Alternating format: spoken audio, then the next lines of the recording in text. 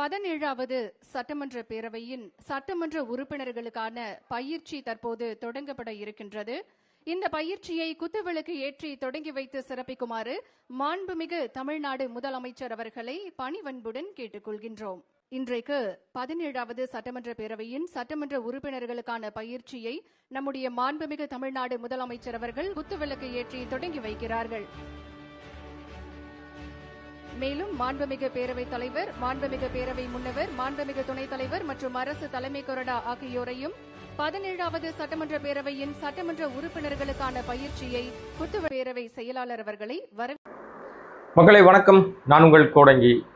நம்ம வீடியோ தொடங்குறதுக்கு முன்னாடி, நம்ம பேசுறதுக்கு முன்னாடி முதல்ல ஒரு வீடியோ உங்களுக்கு காட்டியிருப்பேன். அதை நீங்கள் பார்த்துருப்பீங்க. அது என்ன வீடியோ அப்படின்னா, எம்எல்ஏக்களுக்கு பயிற்சி அளிக்கிற ஒரு நிகழ்வு இன்னைக்கு முதலமைச்சர் தொடங்கி வச்சார். அதாவது இப்போ இந்த சட்டசபையில் இந்த தேர்தலுக்கு பிந்தைய சட்டசபை கூட்டத்தொடர், முதல் கூட்டத்தொடர் நாளைக்கு தொடங்க போகுது. 18ஆம் தேதி, நாளை மறுநாள் தொடங்க போகுது. அதில் எம்எல்ஏக்கள் புதியவர்களாக இருக்கிறதுனால அவங்களுக்கு அவையில் என்ன மாதிரியான மரபுகள் கடைபிடிக்கப்படுது, எப்போ பேசணும் எப்போ பேசக்கூடாது, எதற்கெல்லாம் குரல் கொடுக்கணும் எதற்கெல்லாம் குரல் கொடுக்கக்கூடாது, என்ன மாதிரியான விஷயங்கள்லாம் அப்படின்னு சொல்லி ஆளுங்கட்சிக்கு ஆதரவான பல விஷயங்கள், எப்படி நடந்து கொள்ளலாம் அப்படின்ற மாதிரி விஷயங்கள்லாம் வழக்கமாக எல்லாமே பண்ணுவாங்க. எல்லாருமே ஒரு பயிற்சியை கொடுப்பாங்க. இன்றைக்கு அந்த பயிற்சி முதலமைச்சர் ஜோசப் விஜய் தொடங்கி வச்சாரு. வழக்கமாக ஒரு நிகழ்ச்சி தொடங்கி வைக்கிறாங்கன்னு சொன்னால் அந்த நிகழ்ச்சியை குத்துவிளக்கு ஏற்றி தொடங்கி வைங்க அப்படின்னு சொல்லுவாங்க. அரசு நிகழ்ச்சிகள் பெரும்பாலும் அப்படிதான் நடைபெறும். குத்துவிளக்கு ஏற்றுறதுக்காக அது குத்துவிளக்குகள் உங்களுக்கு தெரியும், கிட்டத்தட்ட 5 விளக்கு இருக்கும், 7 விளக்கு இருக்கும், அந்த மாதிரிலாம் விளக்குகள் இருக்கும். அதாவது திரி வச்சிருப்பாங்க. ஒரு விளக்கு தான் வச்சிருப்பாங்க, அத்தனை திரி இருக்கும். முதல் யார் சீஃப் கெஸ்ட் அப்படின்னு சொன்னா முதலமைச்சர் தான். ஜோசப் விஜய் தான் முதல், அவர்கிட்ட தான் மொழிபத்தி கொடுத்தாங்க.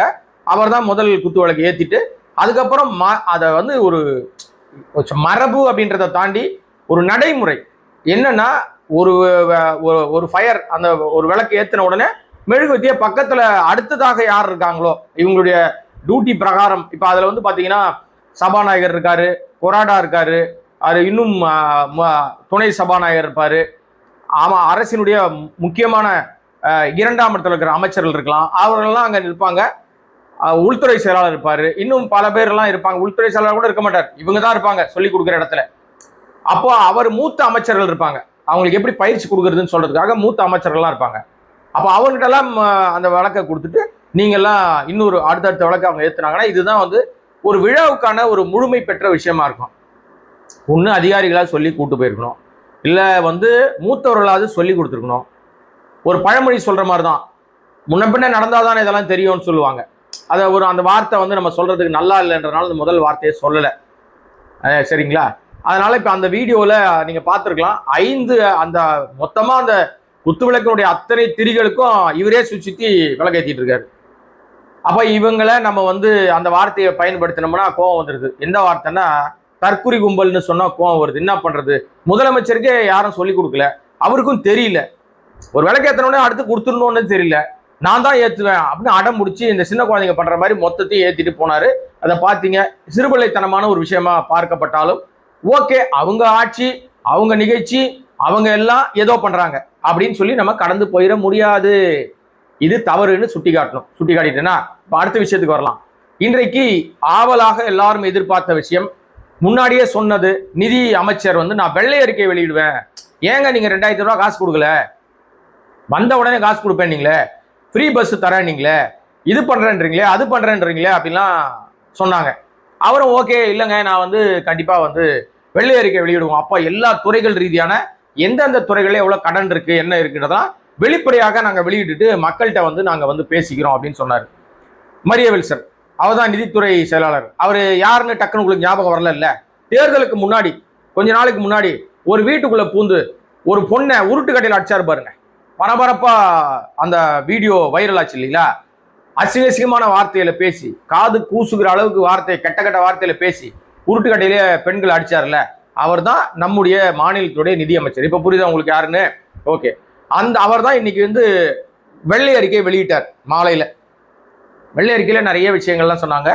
அதுல ஏதாவது உருப்படியா இருந்துச்சா? அந்த வெள்ளை அறிக்கை அவர் சொன்னதை அப்படியே வாந்தி எடுக்க விரும்பல, அதனால அது நமக்கு அவசியம் இல்லை. ஏன்னா அதெல்லாம் உருப்படியா இருந்தா சொல்லலாம், இது பண்ணியிருக்காங்க அது பண்ணியிருக்காங்க இதெல்லாம் செஞ்சிருக்காங்க அப்படின்னு சொல்லலாம். அந்த வெள்ளை அறிக்கை என்பது வெள்ளை அறிக்கை என்ற பேர்ல கம்ப்ளீட்டா வெள்ளை நாமம் போட்டிருக்கார். எல்லாருக்கும் தாவேகாவுடைய வாக்குறுதிகள் அனைத்திற்கும் நாமம் போட்டிருக்கார். இதன் மூலமாக அவர்கள் சொல்ல வருகிறதுனா 10 லட்சம் கோடிக்கு மேலாக தமிழ்நாடு கடனில் தத்தளிக்கிறது. ஏற்கனவே திமுக அரசாங்கம் முதலீடுகளுக்காகவோ அல்லது திட்டங்களுக்காகவோ கடன் வாங்காம தினந்தோறும் செலவினங்களுக்காக கடன் வாங்கியிருக்கு அப்படின்னு ஒரு பெரிய குற்றச்சாட்டை வைத்திருக்கிறார். இப்ப நீங்க இதே மாதிரி 2021 நம்ம பிடிஆர் பழனிவேல் நிதி அமைச்சராக அவர் தான் இருந்தார். அப்போ அவர் ஒரு வெள்ளை அறிக்கை வெளியிட்டார். அதிமுக அரசாங்கம் கிட்டத்தட்ட 5.5 லட்சம் கோடியை வந்து கடனா வச்சுட்டு போயிருச்சு அப்படின்னு அவர் ஒரு வெள்ளை அறிக்கை வெளியிட்டார். இந்த கடன்களை எல்லாம் எப்படி நாங்க வந்து சமாளிக்க போறோம் அப்படின்ற விஷயங்கள் எல்லாம் அவர் சொன்னாரானா அவரும் சொல்லல. அவரும் முந்தைய அரசாங்கத்தின் மீது ஒரு குறை சொல்லி ஒரு அறிக்கை வெளியிட்டாரு. அதுக்கப்புறம் அவர்கள் வந்து ஒரு 18 மாதங்களுக்கு அப்புறம் தான் அவங்க கொடுத்த வாக்குறுதிகளை ஒன்று ஒன்றா நிறைவேற்ற ஆரம்பிச்சாங்க. ஆல்மோஸ்ட் அவங்க பதவி காலத்தில் ஒரு 90% வாக்குறுதிகளை நிறைவேற்றிட்டாங்க. ஆனாலும் அவர்களுக்கு வெற்றி கிடைக்கல.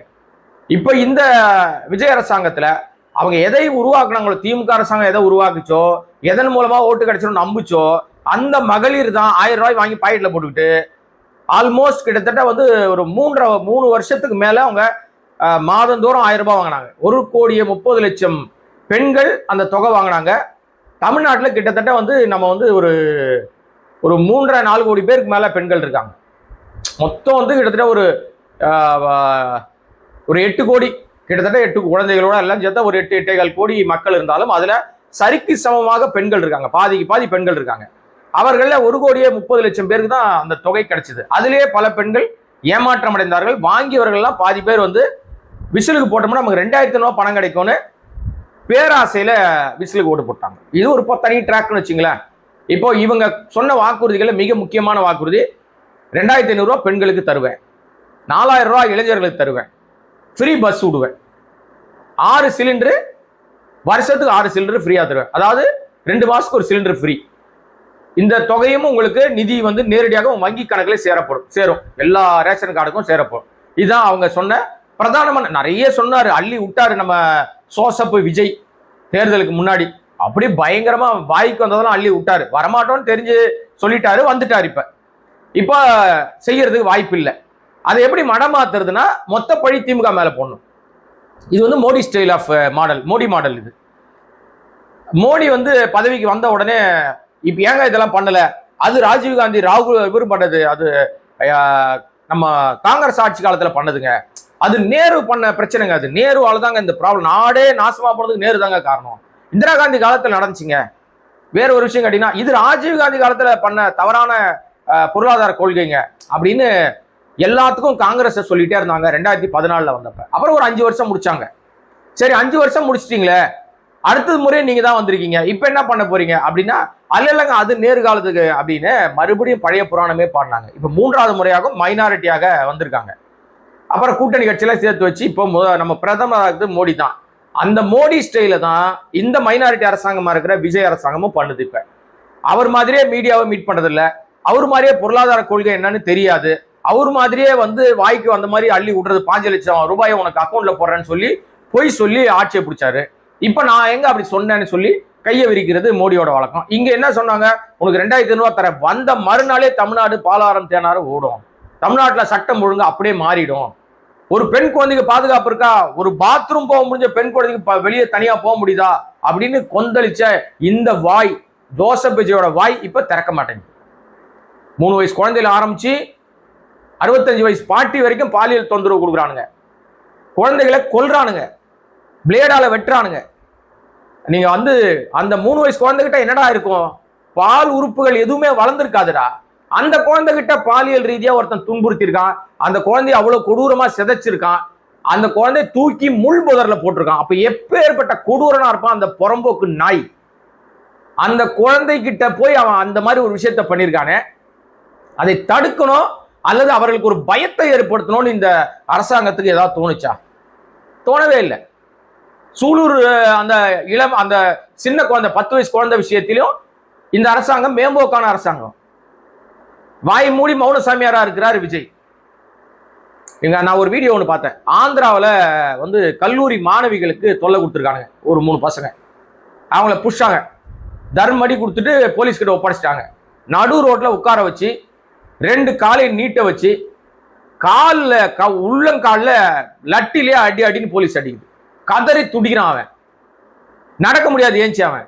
அப்ப ஒவ்வொரு முறை காலை தரையில வைக்கும் போதும் நாம பெண்கள்கிட்ட தவறா நடந்தா நமக்கு இந்த மாதிரியான தண்டனை வழங்கப்படும்னு அவனை பார்க்கிறவர்களுக்கு ஒரு பயம் வரும், ஒரு அச்ச உணர்வு. நம்ம அந்த வீடியோ பார்க்கும்போது நமக்கு பதட்டமாகுது. ஆனா இப்படிப்பட்ட தண்டனைகள் வழங்கப்படலாமா? கண்டிப்பா வழங்கப்படணும். ஒரு பயம் வரும். இப்ப அந்த போலீஸை பார்த்து, அந்த பசங்களை பார்த்து அந்த வயசுல உள்ள பசங்க எல்லாம் பயப்படுவாங்க. பெண்கள்கிட்ட கிட்ட போறதுக்கு பயப்படுவாங்க. ஐயோ போனா இந்த போலீஸ்காரர் நடு ரோட்ல பாட்டி நம்மளை அடிப்பான், அதுவும் உள்ளங்காலிலே அடிப்பான், நம்மளால நடக்க முடியாது. இனி அவன் 3 மாசம் இல்ல 6 மாசத்துக்கு அவனால நடக்க முடியாது. அந்த மாதிரி ஒரு அடி அடிச்சிருக்காங்க. எங்க மனித உரிமை ஆர்வலர் வருவான், அப்புறம் கிளம்பி வருவானுங்க, எல்லாம் பண்ணுவானுங்க. ஆனா ஒரு பொண்ணோட வாழ்க்கையை சதைச்சானே இவனுங்க எல்லாம் எங்க போவானுங்கன்னு தெரியாது. ஆக பெண்களை போக பொருளா பார்க்கிறவர்களுக்கு ஒரு தண்டனை கடுமையாக்கப்படணும். ஏன் அரபு நாடுகள் எல்லாம் அந்த மாதிரி விஷயங்கள்லாம் நடக்க மாட்டேங்குதுன்னா, அங்கெல்லாம் கண்ணுக்கு கண் பல்லுக்கு பல் தான். அவ்வளவு கொடூரங்கள் அங்க நடக்கிறதுக்கு வாய்ப்பே கிடையாது. இன்னொரு விஷயம் என்ன அப்படின்னா, இங்க சமீபத்துல இந்த சூலூர் வழக்குல இந்த டாக்டர்கள் அமைப்பு ஒரு மீட்டிங் போட்டாங்க. ஏன் இந்த மாதிரியான சூழ்நிலை, இவர்களை என்ன தண்டனை கொடுக்கலாம் அப்படின்னு அவர்களுக்குள்ள இடையில ஒரு கூட்டத்துல போட்டதாக ஒரு தகவல் வெளிவந்துச்சு. என்ன தகவல்னா, இந்த மாதிரி பாலியல் ரீதியாக அவர்கள் கையும் களவாக மாட்டிக்கிறவங்களுக்கு ஆண்மை குறைவு ஏற்படுத்திருங்க, பேசாம அந்த உணர்வே வராத அளவுக்கு ஆக்கிருங்க. அப்ப அவன் ஜடமா சுத்துவான், சுத்தட்டும் பரவாயில்ல. ஒன்ஸ் அந்த மாதிரியான தண்டனை கொடுத்தா குற்றங்கள் குறையறதுக்கு வாய்ப்பு இருக்கு. பய உணர்வு வரும், அச்ச உணர்வு வரும். இப்ப நீங்க கோயிலுக்கு போறீங்க, பெரும்பாலும் நீங்க பாத்தீங்கன்னா இந்து கடவுள்கள்ல பாத்தீங்கன்னா பல கடவுள்கள் பயங்கரமா இருக்கும், ரொம்ப அப்படியே ஆக்ரோஷமா இருக்கும், அப்படியே எல்லா ஆயுதங்களை வச்சுக்கிட்டு பயங்கரமா இருக்கும். ரொம்ப நாளா நிறைய சந்தேகம் நான் பெரியவங்க எல்லாம் நம்ம கேட்கும்போது சொன்னாங்க. ஏன் சொன்னாங்க அப்படின்னா, என்னங்க கடவுள்னா நம்ம சாந்தமா அமைதியா ரொம்ப அப்படியே பிளசண்டா மன அமைதியாக தானே நம்ம கடவுள்கிட்ட போறோம்னா, அப்படி இல்லை. கடவுள் நீ தப்பு பண்ணா தண்டனை கொடுப்பாரு, எந்த ரூபத்துல வேணாலும் தண்டனை கொடுப்பாரு அப்படின்னு உனக்கு ஒரு பயத்தை அச்சத்தை ஏற்படுத்துவதற்காக அந்த காலங்கள்ல முன்னோர்கள் ஏற்படுத்தின விஷயங்கள் தான் அதெல்லாம். இப்ப கோயில்கிட்ட போகும்போது அவன் தப்பு பண்ணியிருந்தானா பயப்படுவான், உள்ள வரமாட்டான். ஐயோ இந்த கடவுள் நம்மளை தண்டிச்சிருமோ, கையில வீச்சிருவாள் வச்சிருக்கு, கையில இந்த ஆயுதங்கள்லாம் வச்சிருக்கு, நம்மளை தண்டிச்சிருமோன்னு தவறு செய்தவர்கள் பயத்தை அவங்களுக்குள்ள ஒரு விஷயம் வரும். அப்படிலாம் சொல்லுவாங்க. அது எவ்வளவு தூரம் உண்மைன்னு நமக்கு தெரியாது. ஆனால் இன்றைக்கு அதெல்லாம் நடக்கவே இல்லை. இப்போ பாயிண்ட் வரும். இப்ப நிதி அமைச்சர் இப்போ அவர் வெள்ளை அறிக்கை வெளியிட்டதுல அவர் வெறும் அந்த அறிக்கை என்பதை வெறுமனே வெள்ளை அறிக்கை, அதான் வெள்ளை பேப்பர் காமிச்சிருக்காரு. அதுல எந்த பலனும் எந்த பயனும் தமிழ்நாட்டு மக்களுக்கு இல்லை, ஜீரோ.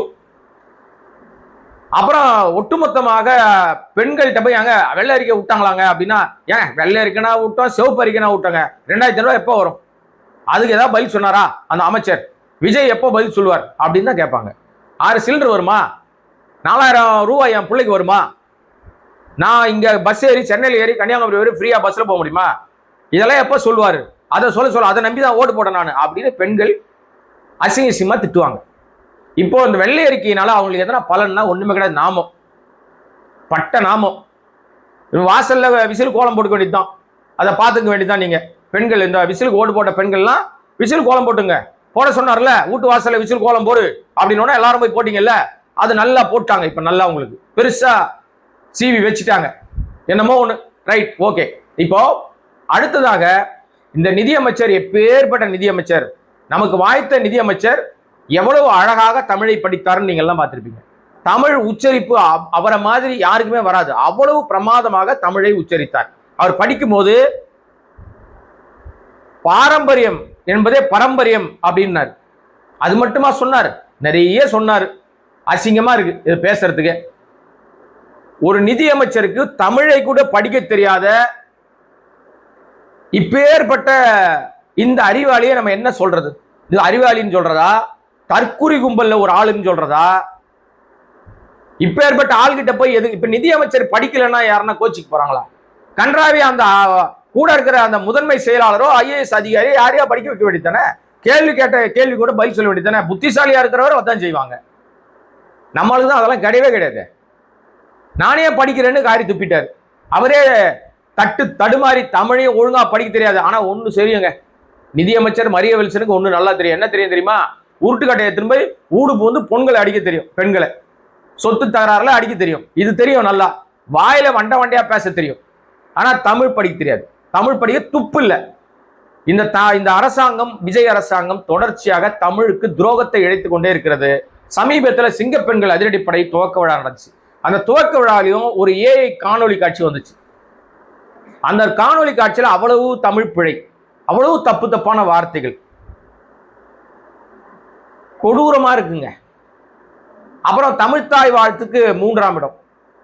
தமிழ் மாநிலத்தை உயர்த்துகிறேன், மாற்றத்தை கொண்டு வரேன், நான் பெரிய மாற்றம்னா இதெல்லாம் மாற்றமா? இதான் மாற்றமா? விஜய், மிஸ்டர் விஜய், முதலமைச்சர் விஜய், சோசப் விஜய் அவர்களே, இதான் மாற்றமா? நீங்க சொன்ன மாற்றம் நல்லா இருக்குங்க. உங்க மாற்றம் நாசமா போற மாற்றம்.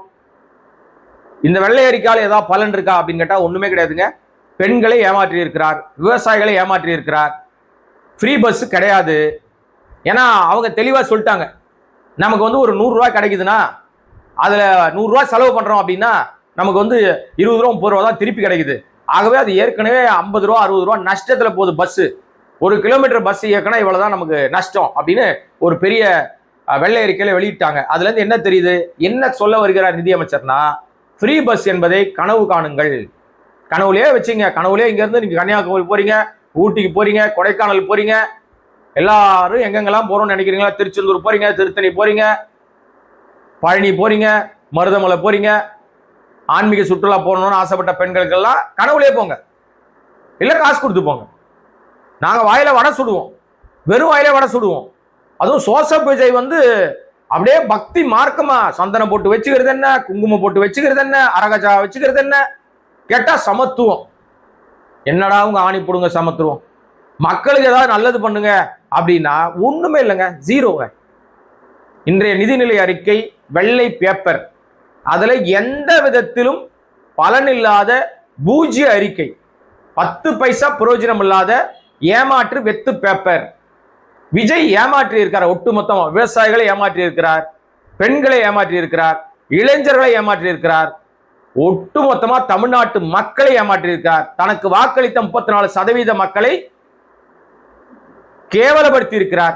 இவருக்கு முட்டு கொடுத்து கொண்டிருக்கிற நம்ம மரியாதைக்குரிய தோழர் திருமாவளவன், கம்யூனிஸ்ட் தோழர்கள், IUML தோழர்கள், இவங்க எல்லாம் என்ன வச்சிருக்காங்க?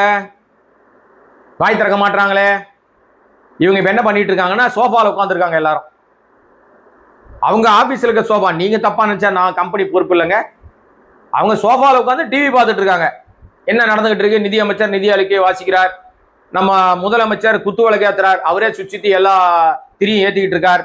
இதெல்லாம் பார்த்துட்டு இருக்காங்க. அவங்க எதற்கு குரல் கொடுக்க வேண்டுமோ அதற்கு குரல் கொடுக்க தவறுகிறது கூட்டணி கட்சி. கூட்டணியாக போய் சேர்ந்து முட்டு கொடுத்து கொண்டிருக்கிற இந்த கட்சிகள் அமைச்சரவையில் இடம் பிடிச்சிட்டாங்கன்னா அரசு செய்கிற எல்லா தவறுகளுக்கும் அவங்களும் பொறுப்பாளர். இந்த வெள்ளை அறிக்கையினால எந்த பலனும் இல்லை. ஓகே மக்களே, இதுக்கு மேல நீங்க வந்து இந்த விஜய் அரசாங்கம் செய்யும் நம்பினீங்கன்னா உங்களை விட முட்டாள் வேற யாரும் கிடையாது. ஏற்கனவே ஒன்றும் செய்ய மாட்டாங்க நமக்கு தெரியும். ஆனா சொன்னாலும் நம்பாம விஜய் என்ன செஞ்சிருவாரு, நேரம் கொடுங்க செஞ்சிருவாரு, ஆணி புடுங்கிடுவாரு, புடுங்கிறது பூரா தேவையில்லாத ஆணி.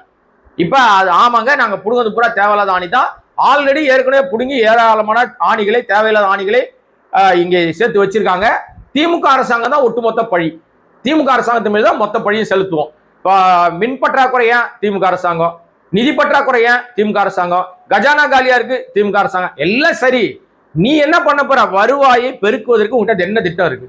வெள்ளை அறிக்கைனா என்ன எதிர்பார்த்தோம் நம்ம? வெள்ளை அறிக்கை வெளியிடுறீங்க. முந்தைய அரசாங்கத்தினுடைய செயல்பாடுகள், அவங்க கடன் வாங்கினாங்க, எதுக்கு செலவு பண்ணாங்க? தனிநபர் செலவு பண்ணாங்களா? அவர்கள் கொள்ளையடிச்சிட்டு போயிட்டாங்களா? இதெல்லாம் நீங்க சொல்லியிருக்கணும். கடன் வாங்கினது எல்லாருக்குமே தெரியுமே, ஊருக்கே தெரியுமே, உலகத்துக்கே தெரியுமே. இந்த அரசாங்கம் தேர்தலுக்கு முன்பாகவே 10 லட்சம் கோடி கடன் இருக்குன்னு தெரிஞ்சுதானே நீங்க ஃபீல்டுக்குள்ள வந்தீங்க. ஏற்கனவே சொல்லிட்டீங்களே, நீங்க பிரச்சாரத்திலே சொல்லிட்டீங்களே 10 லட்சம் கோடி கடன் இருக்குன்னு. அப்ப கடன் இருக்குன்னு தெரிஞ்ச பிறகு இப்ப எதுக்கு இந்த மாதிரி தேவையில்லாத ஆணி புடுங்குற வேலை? இது வந்து நீங்க வெள்ளை அறிக்கை என்ற பெயர்ல நாட்டு மக்களை ஒட்டுமொத்தமா ஏமாற்றி இருக்கிறது. இதனால் எந்த பலனும் இல்லை. மக்களே, முதல்வர் விஜய் ஒரு ஏமாற்று பேர் வழி என்பதை மீண்டும் நிரூபித்திருக்கிறார். அவர் பேசாமல் நிரூபிக்கிறார். அவருடைய அமைச்சர்கள் தப்பு தப்பாக உளறி கொட்டி அந்த அமைச்சரவையினுடைய லட்சணத்தை வெளிப்படுத்துகிறார்கள். இதற்கு குரல் கொடுக்க வேண்டிய கூட்டணி கட்சியில இணைந்திருக்கிற தோழமை கட்சிகளா இருக்கிற விசிகா, கம்யூனிஸ்ட், காங்கிரஸ், IUML வாய் திறக்காமல் வேடிக்கை பார்க்கிறார்கள். நீங்களும் நானும் வேடிக்கை பார்க்க முடியாது. தவறு நடந்தா சொல்லதான் முடியும். இப்ப நம்முடைய பணி சொல்ல வேண்டியதை சொல்லுகிறோம். பார்ப்பவர்கள் உங்களுடைய பாணியில நீங்க அதுக்கான எதிர்வினை ஆற்ற வேண்டியது கட்டாயம். நம்முடைய கருத்துக்கள் குறித்து உங்களுடைய கமெண்ட்டை ரொம்ப ரசிக்கிறேன், படிக்கிறேன். நிறைய பேர் ரொம்ப ஆரோக்கியமான கமெண்ட் போடுறீங்க, ரொம்ப மகிழ்ச்சியா இருக்கிறது. நம்முடைய சேனலை தொடர்ந்து பார்க்கிறவர்கள் நீங்க சப்ஸ்கிரைப் பண்ணுங்க, பிளஸ் உங்களுடைய நண்பர்களுக்கு ஷேர் பண்ணுங்க. இன்னும் நிறைய ஆலோசனைகளை எனக்கு கொடுங்க. அப்பதான் நான் இன்னும் மேம்படுத்திக் கொள்வதற்கு வாய்ப்பாக அமையும். மீண்டும் உங்களுடைய ஆதரவோடு வேறு ஒரு வீடியோவில் சந்திக்கிறேன். நன்றி. Subscribe to Kodanki Voice for more videos.